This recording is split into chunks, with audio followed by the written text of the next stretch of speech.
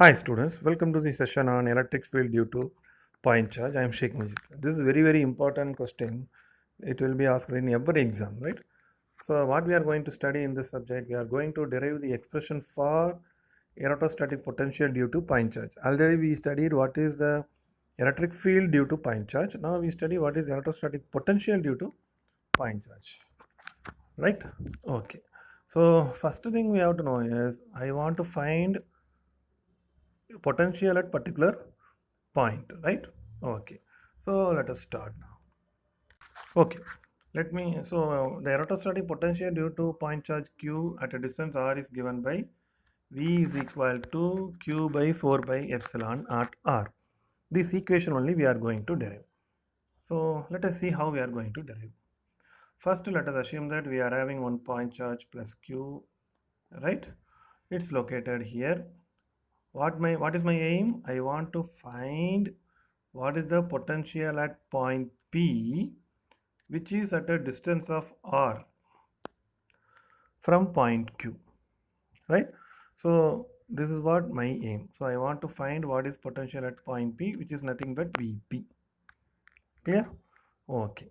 So already we studied and we know that potential at point P, so potential electrostatic potential is given by V is equal to minus, see what is potential, moving up the work done to move a charge from infinity to point P, right? E dot dr. This we derived in the last video itself, right? So E dot dr. Here the point distance is r, so I put minus infinity to r E dot dr. Why I choose r? Because the total distance between the point charge and field potential point P is r. Now we know what is electric field due to point charge. Electric field due to point charge is q pi 4 pi epsilon naught r squared into r cap, right? This we studied already. Now what is my V? From the definition now we wrote V is equal to minus infinity to r e. Instead of e, I substitute q by 4 pi epsilon naught r square r cap dot dr, because e dot dr we know. Clear? Okay. So dr vector I can write as dr into r cap. See, any vector can be written in terms of unit vector we know. So this is a vector. What is the magnitude of this vector? If you take magnitude, it will become dr. That's what this. So if you multiply that with the unit vector is nothing but a vector having a magnitude of 1. So this is multiplied by a vector, a scalar. This is a scalar multiplied by a vector. It will be vector. So that is what your dr equal. Clear? So then we know r cap unit vector dot unit vector r dot r is equal to 1. I substitute these two conditions in this equation. So instead of dr, I substitute what? So minus q by 4 pi epsilon naught r squared into r cap dot, instead of dr, I substitute dr r cap. Right? So we know r dot r cap is 1. So it will be, so these are all constant, right? These fellows are these q by 4 by epsilon naught is a constant. R is the only parameter vary, because sometimes I may find the potential at point P, sometimes I may find potential at point R, that is some other distance. So R is the variable. So minus q by 4 by epsilon naught I take outside, constant I take outside, we know that. Then infinity to r, right? R cap 1, so it will be dr by r square. Clear? Okay. Now what we have to do? So that is equal to minus q by 4 by epsilon naught. It is 1 by r square. Integral 1 by r square is nothing but minus 1 by r. So minus 1 by r to, sorry, infinity to r, right?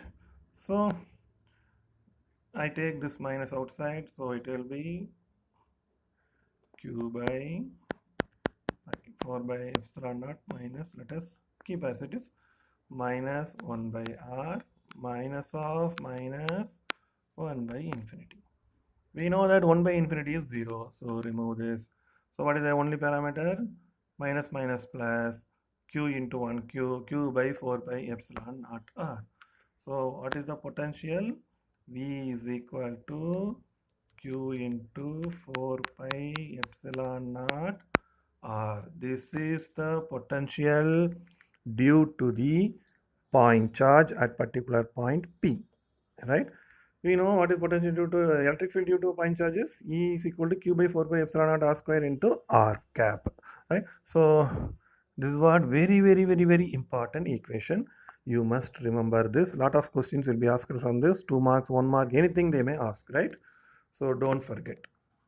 Now we understand what are the things we learn from this equation, right? First one is, if the source charge q is positive, that is, what will happen? V is also positive. Yes. Why? Because we know V is equal to q by 4 pi epsilon naught. If q is positive, V is also positive. If q is negative, V will also become negative. That's what the important points. For positive charge, potential is positive. For negative charge, potential is negative. That is very important point, right? Next, right? A positive charge moves from point of higher potential to point of lower potential, whereas negative charge moves from point of lower potential to point of higher potential. This is very important thing, right? Okay, let us see that with example, right? So positive charge move from higher potential to lower potential. Let us assume that we are having some charges located here, so it is some plus q, right, in this direction. Here we assume that some other charge is located here, this some other charge plus q, right? Okay, right? So let us assume this point P, this is a point R. Fine. Okay, so we know that positive charge moves from higher potential to lower potential, right? So let us assume here we have a potential of, at this point P we have a potential of Vp. Let us assume this point R, at this point we have a potential of R, right? So let us assume this is one more point Q. Here we have a potential of Vq. We know V is equal to q by 4 pi epsilon naught R. Right, potential depends on source charge only, we studied in last video. So from source charge only we have to bother everything. So what is the relation? V is directly proportional to 1 by R from this equation. When R increases, V decreases, right? So when R is decreased, V is increased. R is a distance. So you see here, this point is closer to source charge, so it will be greater than this point because it is somewhat away. This point, it is having a less potential compared to these two because it is far away distance from the Q. So what is the meaning? Potential at point P is greater than potential at point Q, whereas potential at point Q is greater than potential at point R. Yes or no? Because V is inversely proportional to R. When R increases, potential, R is a distance, when distance increases, potential decrease. So here I can have more potential, here I will have less potential because R increases. It is R is a distance from this point to this point or any point. So R increases, here potential is decreased. So it has least potential out of all the 3 points, right? So in which direction potential moves? The potential moves from positive, for positive charge it moves in the direction of higher potential to lower potential. So this is a higher potential point, this is a lower potential point, so it will be moving like this. So right, so it is a way positive charge moves in a potential. Now suppose in your book they have given 4 examples. Let me explain 2 examples, remaining 2 you can study on your own. So I take one positive and one negative. So here you see I have one positive charge, right? So this point is, this charge is q. Let us take this point is okay. Another negative charge I am having, this is minus q. This is negative charge. Let us take 3 points like p, right, and q, and some other point r here. We know this is the point we are having a potential at this point is p, at this point potential is q, at this point potential is r. Yes, we know that when distance increases, potential will increase for positive charge. So here you see Vp is having a higher potential compared to Vq, because increase in distance will make potential decrease. Similarly, Vq is greater than Vr. Clear? Okay. Now, in which direction the potential moves? Right? For negative charge, minus q moves from the region of lower potential to region of higher potential, whereas positive charge moves from higher electric potential to lower electric potential. So here minus q, it is minus q. It moves from lower potential to higher potential. Which is lowest among these three? This is lowest. This is somewhat higher. This is highest. So my charge moves in this direction, right? So this is what you have to understand. So anyway, let me give one more example also. Let us see, right? Let us take this one. Here, let us assume negative charge is placed minus q, right? Okay, it's all given in your book. Let us assume the 3 points. Right here we have positive charge plus q. This is another point. So Vp q r, right? This is Vp, this is Vq, this is Vr.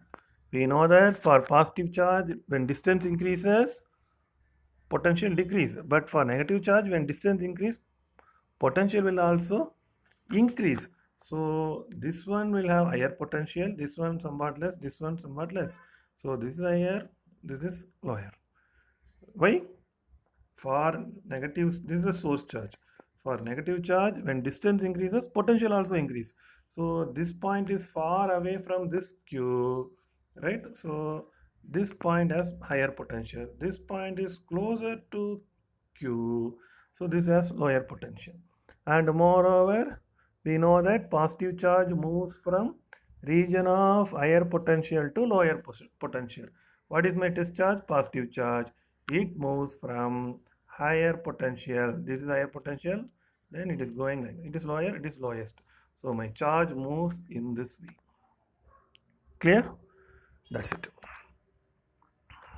Right? Okay, next. Potential due to point charge, right? Sorry, potential due to positive charge decreases as the distance increases. That's what we have studied now, right? Q is equal to, sorry, V is equal to Q by 4 by epsilon naught R. When R increases, V decreases, right? So negative charge, it will be opposite. At infinity, potential is 0. This is what I told in the previous video. So for that, the reason is here. Why? At infinity, potential is 0.